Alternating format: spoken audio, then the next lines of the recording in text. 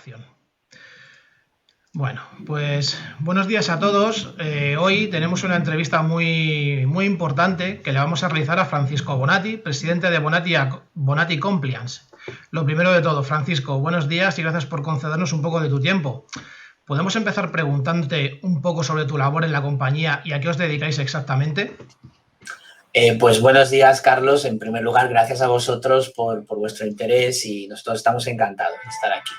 A ver, Bonatti Compliance es una entidad, es una marca que gestiona 3 grandes áreas de actividad. Originariamente éramos un despacho de abogados especializados en derecho penal, que hoy en día sigue prestando servicios en el ámbito de lo que sería el derecho económico y el delito corporativo y, obviamente, cada vez más vinculado ahí todo lo que es la cibercriminalidad.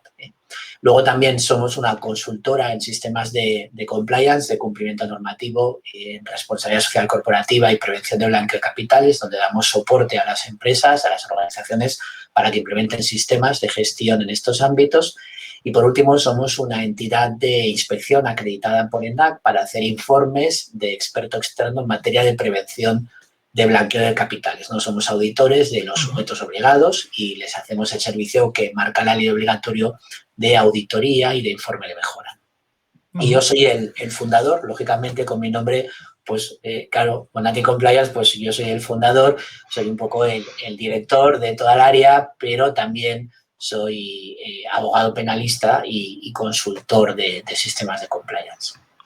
Muy bien. ¿Y en torno a la ciberseguridad tenéis algún tipo de experiencia o algo? Bueno, hoy en día la materia de la ciberseguridad es que está absolutamente vinculada desde a la regulación de la protección de datos hasta a los sistemas de gestión de compliance o de cumplimiento normativo, ¿no? Hoy en día la ciberseguridad es un elemento absolutamente consustancial, ¿no? Igual que la cibercriminalidad, ¿no? Yo tengo un amigo mío, experto también en derecho, que hace muchos años decía, habrá un día que el derecho dejará de ser derecho digital, dejaremos hablar de derecho digital porque todo el derecho va a ser digital. Bueno, pues poco a poco nos vamos acercando a ese momento en que todo tiene un componente digital y, por lo tanto, la ciberseguridad está pues, en todo lo que hacemos. Bueno, estamos viendo que, sobre todo desde que ha empezado la pandemia, los ataques se están incrementando. 2020 y lo que llevamos de 2021 están siendo años duros. Y la pandemia no es el único problema al que deben enfrentarse las empresas actualmente. Pues con ellas han llegado un súbito aumento de los ciberataques. En España, ¿crees que hemos pecado de inocentes y obviado un aspecto tan importante como la ciberseguridad? Bueno, yo creo que la ciberseguridad es algo que está muy vinculado al grado en que las empresas y las organizaciones han mostrado hasta qué punto se han establecido criterios y operativas de transformación digital. En la medida en que se han ido digitalizando, pues se han ido preocupando por la ciberseguridad. Es evidente que España pues tenía un ritmo antes de la pandemia marcado por tres grupos, ¿no? Había un pequeño grupo puntero de sectores, como puede ser el mundo de las startups, el mundo de los videojuegos o todo lo que tiene que ver a veces con el ámbito de telecomunicaciones, telefonía, que, pues, por ejemplo, aquí en el área de Cataluña o en Madrid o en Euskadi, al amparo del World Mobile, eran punteros. También el ámbito de los videojuegos es un sector donde estamos trabajando y hay empresas pequeñas muy punteras y, obviamente, el ámbito del fintech, ¿no? Todo lo que podría ser un poco el servicio digital en el sector financiero, pues ahí hay un grupo de empresas más puntero. Luego teníamos otra capa de empresas que serían las grandes corporaciones que sí que empezaban a trabajar temas de web market, de relación con el cliente y, obviamente, el tema del cloud y el uso de los datos de Big Data y, por tanto, evidentemente, esas grandes corporaciones están un poco en una línea más mundial, más transversal de apuesta. Pero luego la gran mayoría de las empresas de este país son pequeñas y medianas empresas, incluso una abrumadora mayoría son microempresas, ¿no? Y ahí el ritmo de transformación digital pues era extraordinariamente lento. Cuando cae encima de eso una pandemia que nos encierra a todos en casa, pues más que ingenuidad es que ni lo podían prever, ni creo que aunque lo hubiesen previsto en un margen relativamente corto de tiempo, hubiesen podido hacer más de lo que han hecho. Simplemente eso les cayó encima, se encontraron trabajando en plataformas online, utilizando teleconferencias, herramientas que no eran las más adecuadas y, al igual que ha ocurrido en una gran mayoría de países del mundo, de pronto han sido una víctima de ciberdelincuentes porque de pronto se han encontrado en ese ámbito donde están los ciberdelincuentes. Entonces, más que inocencia, yo diría que era algo inevitable dadas las circunstancias. Pero se podía haber previsto, quizás, viendo años anteriores. Bueno, lo que sí es cierto es que quizá íbamos un poco demasiado lentos en el proceso de transformación digital, ¿no? Sí. Eso es cierto, que es un país al que nos cuesta meternos en el ámbito de la transformación digital, pero aunque lo hubiesen previsto con 3 meses de antelación o 6 meses de antelación, les hubiese costado muchísimo el prepararse adecuadamente. De hecho, yo creo que estamos saliendo de lo más duro de la pandemia y siguen sin estar adecuadamente preparadas muchas empresas. Sigue haciendo falta todavía muchísimo trabajo para que, a pesar de que han vivido todo lo que han vivido, tengan unos niveles de ciberseguridad más aceptables. Bueno, uno de los cambios que ha traído la pandemia, para bien, es que la situación ha dado un cambio radical en relación a la digitalización. Eso ha sido un paso obligado, para decirlo, sí, para ser sinceros. ¿Cree que vamos por el camino correcto para que el concepto ciberseguridad sea más aceptado por más empresas? ¿Y el concepto digitalización? Sí, es evidente que vamos por un buen camino, ¿no? O sea, la necesidad se ha generado y eso es importante, ¿no? Lo importante es que hay una sensación de que la tecnología se ha implantado en nuestra vida con mucha más fuerza, de que las comunicaciones digitales, la telepresencia es un elemento que se está implantando en nuestro día a día y, por lo tanto, es evidente que hay una necesidad. Ahora bien, yo creo que todavía estamos más cerca de como estábamos en marzo del 2020, cuando empezó la pandemia, que como deberíamos estar. Es decir, falta todavía mucho camino por recorrer. Quizá lo más importante es que hay esa sensación de que esto ya no es que sea importante, es imprescindible. Ahora bien, el problema es que como seguimos en una enorme masa de micropymes, empresarios autónomos, empresarios individuales, que son la gran mayoría de empresas de este país, pues aunque haya esa conciencia de la necesidad, faltan muchas veces los medios, los recursos, las ayudas, la capacidad, el tiempo para hacer ese esfuerzo correctamente. Yo creo que estamos en la ruta, pero estamos todavía muy lejos en muchos ámbitos empresariales. Bueno, pues teniendo en cuenta que el proceso de digitalización es un paso que muchas empresas han tenido que dar para sobrevivir a la situación actual, algunas es posible que no sean conscientes de los riesgos que ello entraña. Otras, puede que sí, puede que no. ¿Qué les recomendaría a una empresa que no conoce el mundo online y sus peligros? Sobre todo, centrándonos en las pymes. Yo creo que ahí hay, para mí, 4 ideas claves que tendrían que tener muy claras las empresas, ¿no? La primera, acudir a un asesoramiento tecnológico adecuado que les ayude a comprender 2 cosas. La primera, qué necesitan ellos como empresa en su proceso de transformación digital, cuáles son sus verdaderas necesidades y qué riesgos le comportan esas necesidades, ¿no? Que eso es un elemento importantísimo, ¿no? ¿Hasta dónde tengo que llegar yo?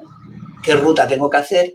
Y eso qué riesgos concretos me va a comportar en cada paso, porque eso es fundamental. Y ese asesoramiento tecnológico que es de personas capacitadas, muchas veces las pequeñas empresas, las micropymes autónomos, pues individualmente es muy difícil si no les acompaña alguien. En segundo lugar, en la medida de lo posible, yo aconsejaría arrancar siempre utilizando soluciones tecnológicas muy estandarizadas y ampliamente testadas. Es decir, acudir a los grandes commodities que puede haber, Microsoft, Google, etcétera, herramientas que estén muy probadas, que estén muy consolidadas y no meterse en grandes experimentos inicialmente, sino paquetes que le den esa seguridad, que ya tienen paquetes, capas adicionales de seguridad muy importantes, ¿no?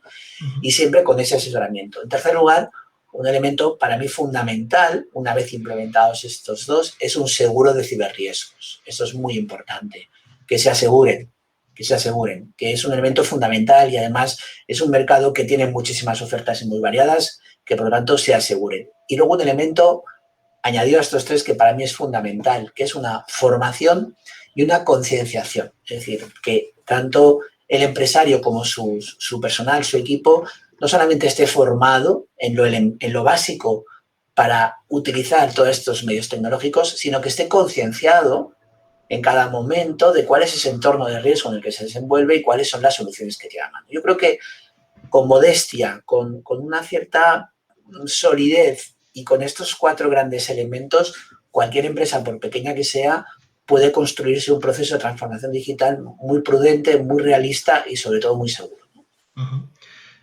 Otra de las novedades que ha traído la pandemia ha sido el teletrabajo. Millones de trabajadores han tenido que dejar su puesto y trabajar desde casa por culpa de la COVID. ¿Cree que esto ha favorecido el auge de la ciberdelincuencia? Yo creo que sí, obviamente.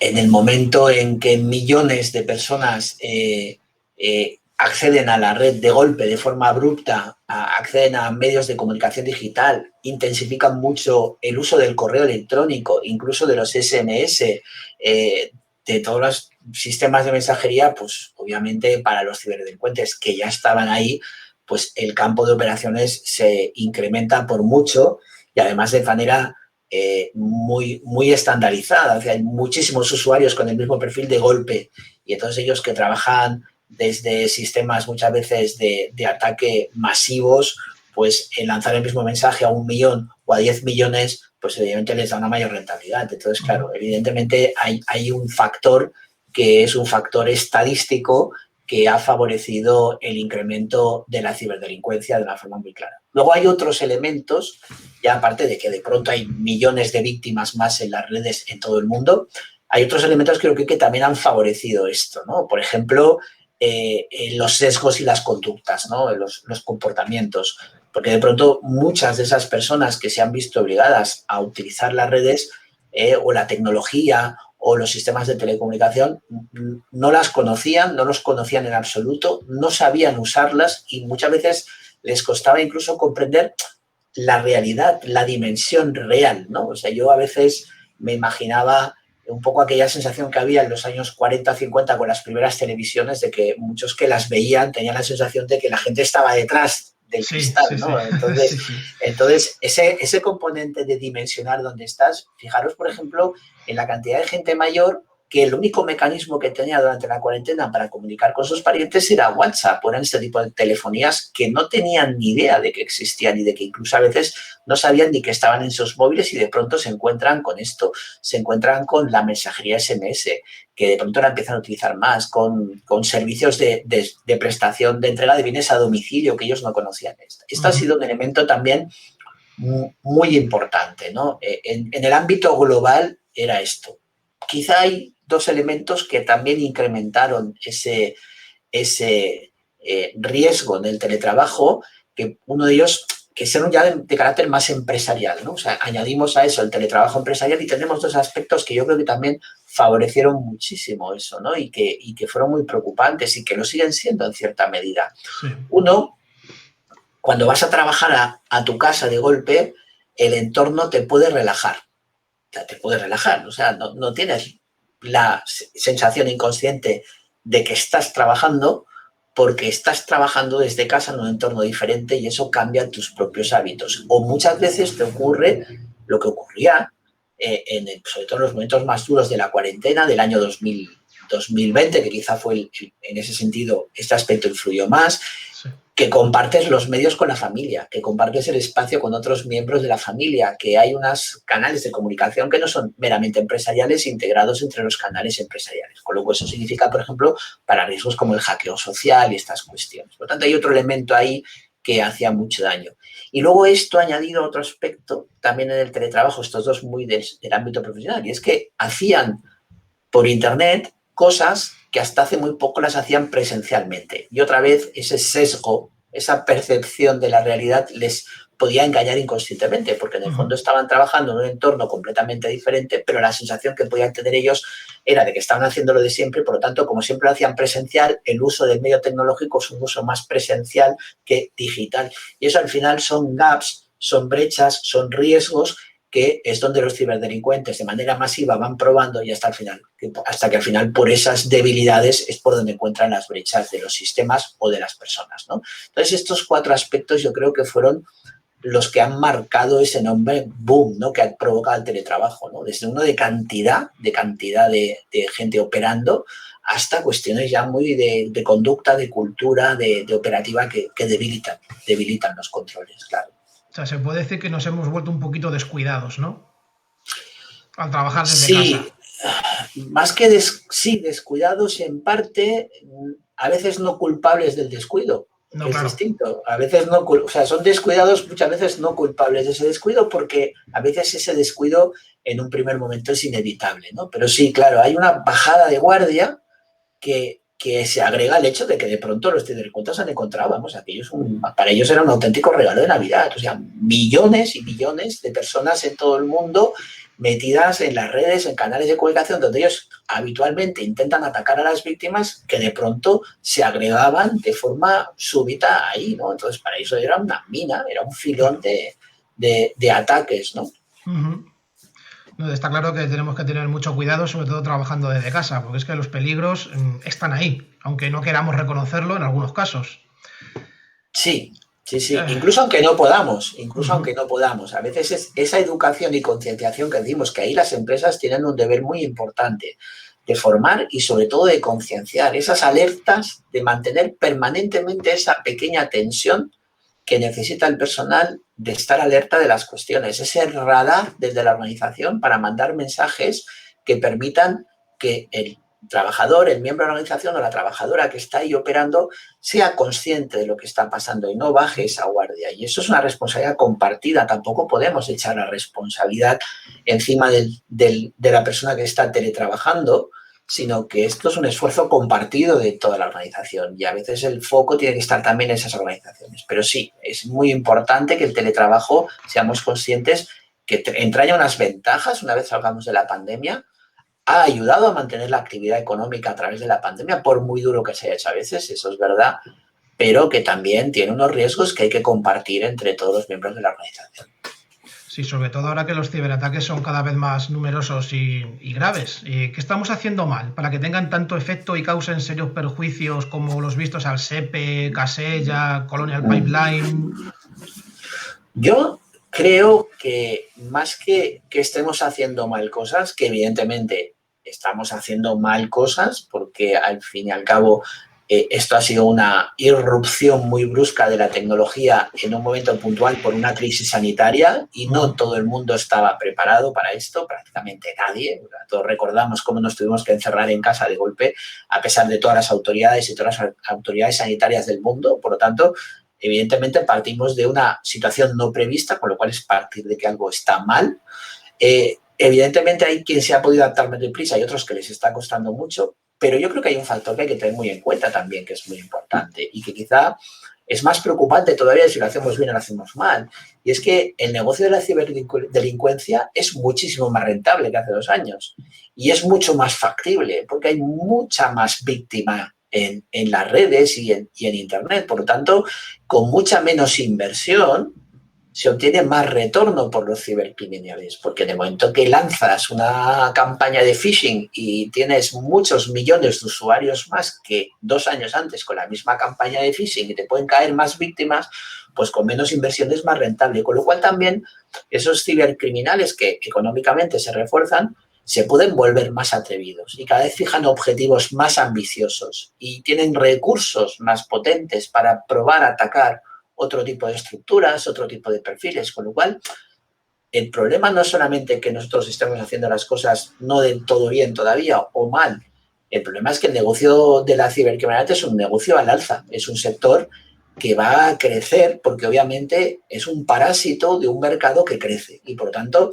ya no se trata solamente si lo hacemos bien o lo hacemos mal, sino que tendremos que estar permanentemente pendientes de una mejora de los cibercriminales. Tecnológicamente un poco estaremos en aquello que vemos a veces en las películas de los narcos, que si la policía lleva una motora muy potente, los narcos llevan una patera todavía más rápida. Y al Sí. final cuando uno, bueno, pues estamos entrando en esta dinámica en parte, por lo tanto, más que el concepto bien-mal, es el concepto de entender los riesgos y afrontar los riesgos y hacer un esfuerzo proporcional al riesgo. Y eso, el riesgo va a ser cada vez mayor, pero también porque las oportunidades están en la tecnología y el negocio está en la tecnología. Por lo tanto, ese es un aspecto que también tenemos que tener muy presente. Sí, vamos a ver, en resumen, ser proactivos, porque estamos viendo que la ciberdelincuencia, si nosotros damos un paso, la ciberdelincuencia da dos. O sea, en vez de dar uno, tenemos que dar dos para igualarnos con ellos, claro. Evidentemente, evidentemente, hay que analizar los riesgos. Todo el mundo de la ciberdelincuencia, de la ciberseguridad, se basa en los riesgos. Por lo tanto, hay dos elementos que son muy importantes. El primero es saber cuáles son nuestros riesgos y ver la proporción entre la ventaja que obtenemos de la tecnología y el riesgo que nos entraña como empresa y medir ese riesgo, no ser más ambiciosos de lo que necesitamos para no meternos en espacios de riesgo mayores que los que necesitamos. Y una vez que hemos medido ese riesgo, invertir en aquellos elementos de protección que te aseguran ese riesgo con la suficiente capacidad de conocimiento para hacer una buena inversión en un esfuerzo proporcional. Y después tener siempre la esperanza en tener la suerte de no ser esa víctima que a pesar de todo puede acabar de ser atacada. Y si es así, tener previstos planes de respuesta mediante protección a través del aseguramiento, que es un elemento muy importante, asegurar esos riesgos para prevenir las consecuencias y tener planes de respuesta para cuando se producen esos ataques. Esto es un poco la estructura básica que deberíamos tener en cualquiera de nuestras organizaciones. Y, en su opinión, ¿cuáles son los ciberpeligros a los que más atención debemos prestar y qué debemos hacer si somos víctimas de ellos? Bueno, pues para mí, a ver, un poco los 6 elementos clave que tenemos en este momento en el sector que son preocupantes son, en primer lugar, todo lo que es el mundo del phishing, ¿no? El mundo del phishing, esa es la gran puerta de entrada para la cibercriminalidad en las organizaciones, ¿no? Porque sirve para múltiples cosas, ¿no? Desde implantarnos archivos que nos pueden generar situaciones de ransomware, hasta pues introducirnos en estos sistemas botnets o algún otro tipo de malware que sirva para capturarnos. Por lo tanto, todo lo que sería el ámbito del phishing es muy peligroso y ahí hay que hacer un trabajo, en primer lugar, de defensa tecnológica. Por eso también para pequeñas empresas, soluciones muy estandarizadas ayudan porque ya ofrecen paquetes de protección que se pueden configurar y que te pueden ayudar. También con mucha formación, porque cada vez son más innovadores y empiezan a utilizar, pues, por ejemplo, un empresarial, pues PDFs, o empiezan a trabajar más el phishing a través del SMS del móvil. Estamos siempre con el móvil y, por lo tanto, es una puerta de entrada. Buscan aquellos aspectos que bajamos la guardia, ¿no? Que no tenemos esa concepción de phishing que tenemos más en el correo y, por lo tanto, ese es un elemento de protección a través de soluciones que te protejan en las mensajerías y, al mismo tiempo, una cierta formación para saber cómo responder en cada caso. Obviamente, otro de los grandes problemas que hay en este momento son los ransomware, ¿no? Ese es un elemento fundamental. Por lo tanto, el tener mecanismos para que en caso de que te secuestren la información en un ordenador tengas copias de seguridad para seguir trabajando al día siguiente, que tengas alternativas a esos secuestros es muy importante porque ese es uno de los delitos estrella de estos 2 últimos años y por lo tanto tenemos que tener muy presente que esto además va a mejorar cada vez porque mejoran los algoritmos de encriptación, tienen mecanismos como algunos de los casos que has citado tú, esa reclamación a través del pago, a través de bitcoins, otros criptoactivos, con lo cual intentan dificultar el rastreo. Pero ahí quizá el elemento más importante es imaginarse las situaciones en las que puedes ser víctima de este tipo de ataques y tener siempre una versión alternativa de la documentación que te permita seguir funcionando sin quedarte colapsado. Por lo tanto, es un elemento importante. Otro de los grandes riesgos son las estafas informáticas y dentro del ámbito empresarial, ahí la más importante es las estafas del CEO y estos mecanismos de engaño que provocan salidas de fondos de la organización a través de engaños. Ahí hay un elemento muy importante de protección que es la formación y la concienciación. Las estafas del CEO y este tipo de engaños se basan muchísimo en el hackeo social y en conseguir obtener información de la organización que muchas veces nosotros mismos entregamos esa información sin darnos cuenta. Por lo tanto, el primer ámbito donde se tiene que trabajar este tipo de estafas es en la formación y la concienciación del personal, sobre todo aquel personal que tiene capacidad de hacer cobros, hacer pagos o hacer movimientos económicos.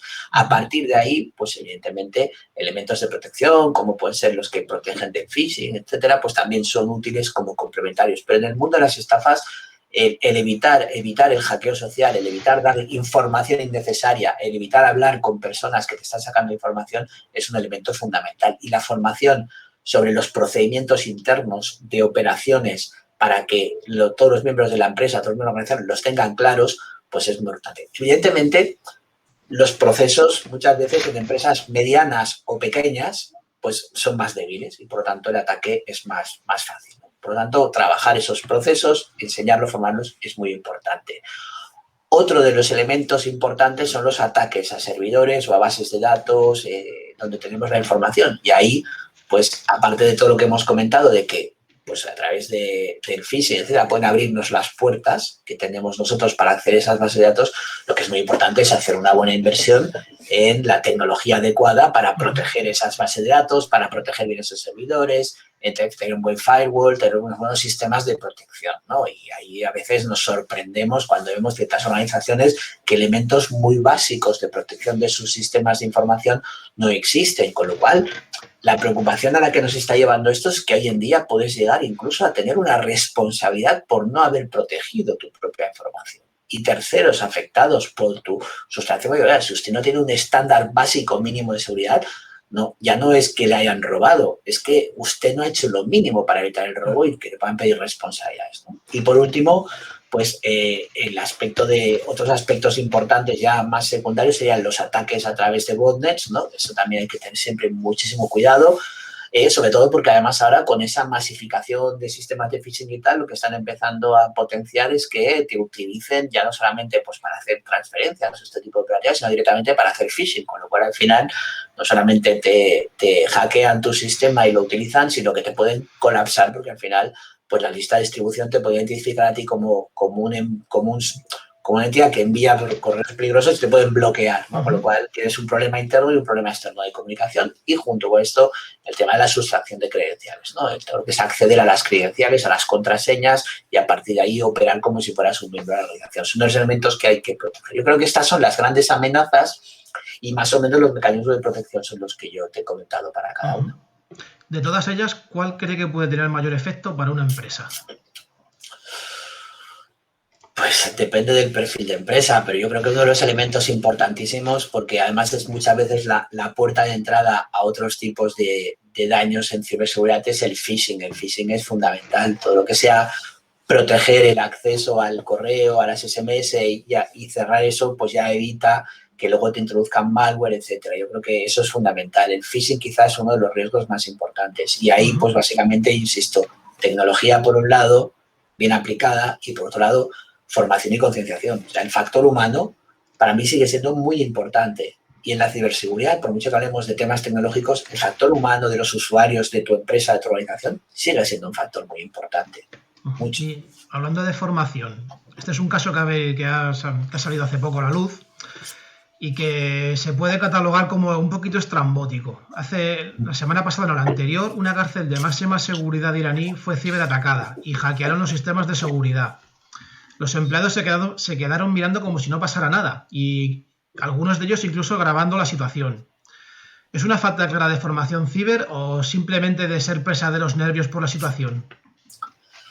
Bueno, aquí lo que estamos hablando es de un tema que es muy interesante porque es muy importante, que es lo que llamamos las estructuras críticas, ¿no? Una cárcel de seguridad de máxima seguridad es una estructura crítica de un país, igual que lo es la red eléctrica, la red de telefonía, etcétera. Quizá no es tan crítica como otras, pero es un elemento muy importante.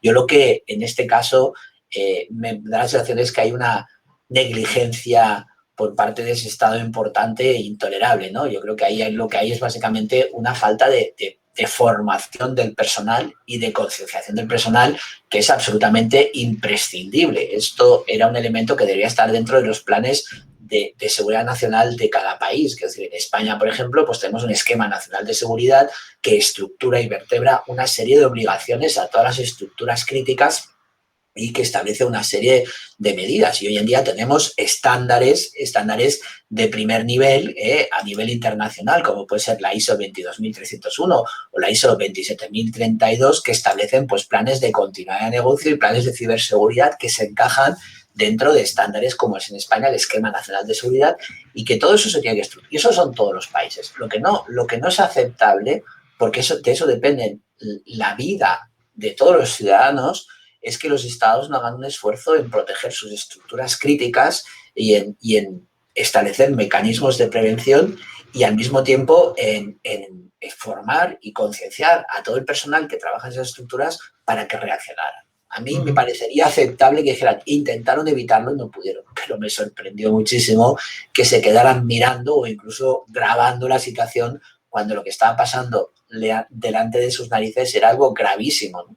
Creo que es eso. Ahora, que lo hicieran todos es porque no había una previsión a nivel global. Esa estructura no tenía una previsión de estos temas, porque si hubiese unos que grabaran y otros que intentaran detenerlo, podríamos comprenderlo. Yo creo que eso es un síntoma de otro enorme riesgo que supone la ciberseguridad, que es todo lo que son los ataques a las estructuras críticas, ¿no? La famosa guerra cibernética, ¿no? Que en ciertos ámbitos sí que existe, porque hay competencias muy bestias que buscan atacar según qué elementos, ¿no? Y por lo tanto, eso para mí es un ejemplo. Quizá llame la atención porque es una cárcel, ¿no? Pero es un ejemplo. Seguramente si hubiese pasado una central nuclear no lo hubiesen difundido. No, es evidente, es evidente. Pero para mí es lo mismo. La situación, si bien es cierto que la situación de una central nuclear y de una cárcel no se pueden comparar por la peligrosidad de una con respecto a la otra, la situación era para no estar grabando, era para apagar los servidores directamente. Evidentemente. Eso es porque nadie les dijo esto hay que hacerlo. Sí, entonces, yo creo que es eso. Porque cuando unos graban y otros lo intentan parar, dices, hay gente que no ha hecho su trabajo. Cuando todo el mundo se queda parado mirando eso es porque nadie sabe lo que tiene que hacer. Y eso es una falta de previsión del sistema. Eso es un defecto del Estado. Por cabo, es una estructura del Estado. Por lo tanto, ese Estado tiene que proteger esas estructuras. Bueno, pues esta era la última pregunta de la entrevista, así que hemos llegado al fin. Francisco, muchas gracias por todo el tiempo que nos has concedido. Y antes de cerrar, nos gustaría pedirte una reflexión sobre la situación actual de la ciberseguridad y ciberdelincuencia. Bueno, pues yo, a ver, me imagino en este momento estamos en una etapa nueva, ¿no? En una etapa que se ha marcado después de la pandemia y yo la veo un poco como una etapa en la que para todas las pequeñas empresas hay por delante un mundo de oportunidades, porque realmente la tecnología nos genera un mundo infinito de oportunidades que tenemos que ver cómo nos adaptamos y cómo las aprovechamos y, consecuentemente, de forma coetánea, un abanico amplio de riesgos, ¿no? Es un poco como aquellos pioneros, ¿no? Que de pronto se encuentran delante de un terreno nuevo, inexplorado, en el que hay muchas cosas buenas que encontrar, pero también riesgos que hay que sortear y muchas veces ellos solos, ¿no? Ellos solos con sus recursos, ¿no? Por lo tanto, estamos en un momento novedoso. Ahora hay que asentar lo que ha ocurrido estos 2 últimos años. Hay que aposentarse en una realidad que no va a ser la del 2019. Intentaremos recuperar la presencialidad de muchos temas, pero la tecnología ya ha venido para quedarse. Todo esto está cambiando muchísimo. Y creo que en ese nuevo asentamiento, pues las pequeñas y medianas empresas tienen mucho que decir si son capaces de adaptarse y lo tienen que ver como una oportunidad. Y la ciberseguridad tiene que ser un elemento fundamental de inversión. Igual que no dejamos la puerta de nuestra casa abierta, tenemos que proteger nuestros sistemas tecnológicos, ¿no? Y hay que ser conscientes de que es lo mismo dejar la casa abierta que dejar el servidor abierto en según qué circunstancias, ¿no? Y por lo tanto hay que protegerlo. Pero estamos en un mundo nuevo, de cambio y muy apasionante. Pues muchas gracias por todo, Francisco. Ha sido un tremendo placer tener esta charla contigo. Igualmente, estoy encantado, un placer estar con vosotros y cuando me necesitéis, aquí estoy a vuestra disposición. Igualmente.